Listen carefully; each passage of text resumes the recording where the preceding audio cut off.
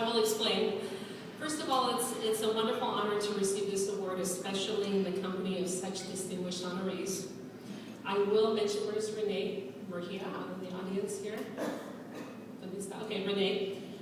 Renee is a fabulous teacher in our district, and when he emailed me very casually to say that I was going to, that I had been nominated for this award, I pictured in my mind the cafeteria at one of our local high schools with some of the moms and dads that I work so closely with, and some tamales and some, a few little things, and then maybe getting a certificate that someone had written. So thank you, Renee, for this wonderful honor and privilege.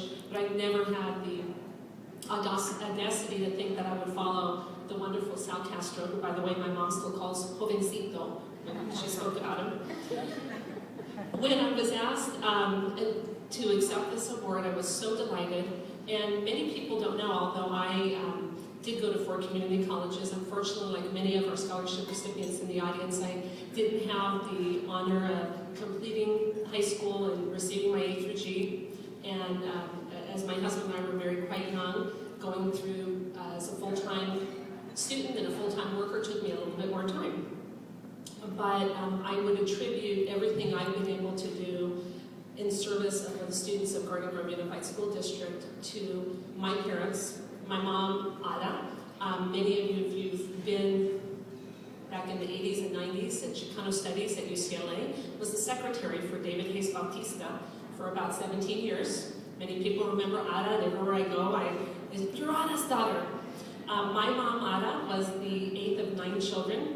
I grew up in Ciudad Juarez, came here when she was in her late 20s.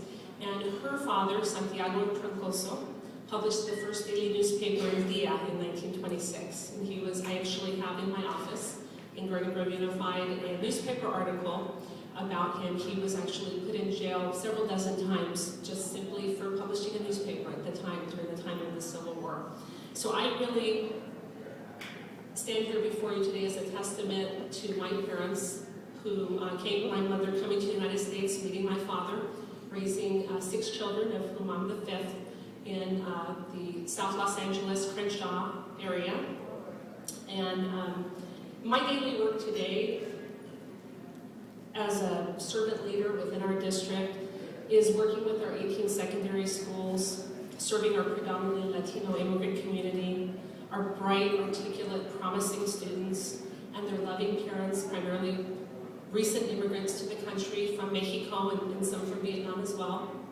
And those parents who don't know how to navigate the system, as I didn't know, but as my children and our children will know, and providing that support and structure for them to dream of the possibilities that are before them.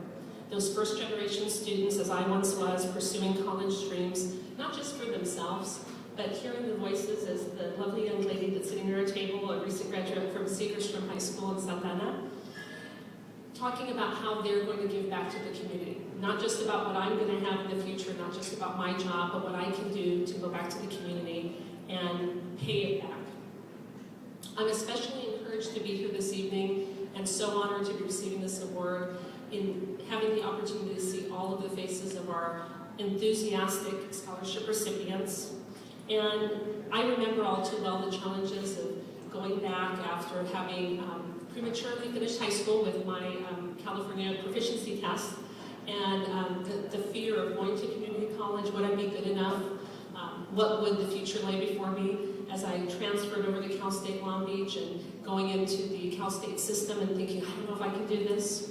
Moving forward, being talked into by a fellow teacher into getting my master's degree when I first stepped onto USC campus, and looking at the buildings and thinking, okay, I'm way over my head.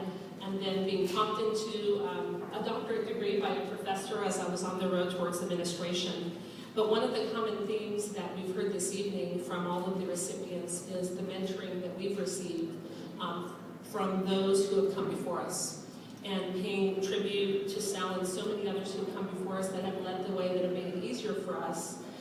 What I'd like to encourage all of the scholarship recipients this evening is, as you're sitting here this evening, fast forward 10, 15, 20 years and think about the ways in which you will extend that help, that assistance, and that support to other students who will be as you are now.